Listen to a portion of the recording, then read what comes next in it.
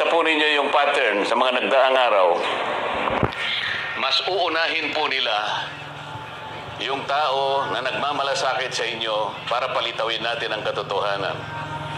Ngunit yung taong nasa likod ng lahat ng kasalanan ito ng pagnanakaw, hanggang ngayon ay wala pa po silang ginagawang pag-uusig. Meron na pong isang demanda kay Martin Romualdez na nakabinbin pa April 2026. Yung isa na inakusahan na dating kalihim ng DPWH ay kanilang kinasangkapan upang siya din ay maging state witness. At siya yata ang gumawa ng paraan para ma-discharge siya sa kanyang naunang asunto. So makikita po ninyo, wala na po tayong kakampi. Ang kasalanan ko lamang po yung paglingkuran kayo kung kasalanan pong matatawag yan. Na humarap sa kanila ng buong tapang para sa ganon ay malaman ninyo ang totoo. Malaman ninyo kung sino ang nagkasala sapagkat gusto nating papanagutin lahat ng mga taong ito. Ngunit kapag ako'y kanilang inaresto, hindi na po matutuloy yan. Akala po nila ay maililibing ito sa limot.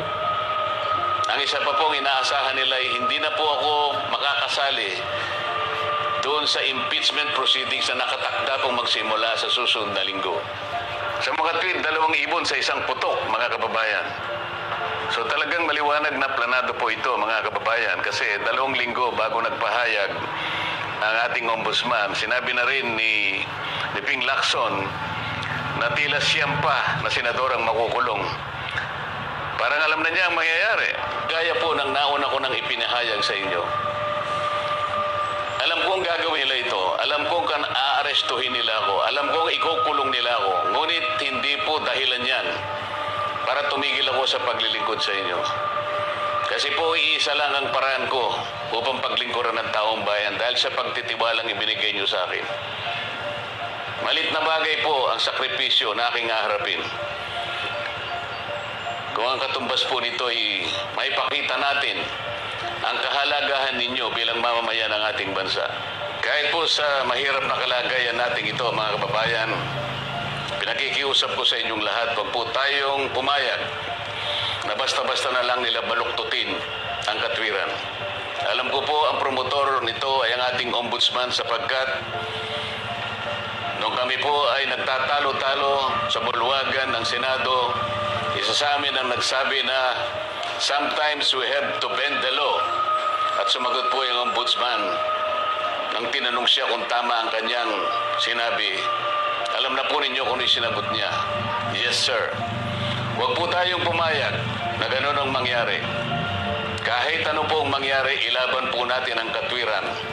Dahil ang katwiran po ang magpapalaya sa atin. Ito ang magbibigay sa atin ng tagumpay bilang mamamayan at bilang isang bansa.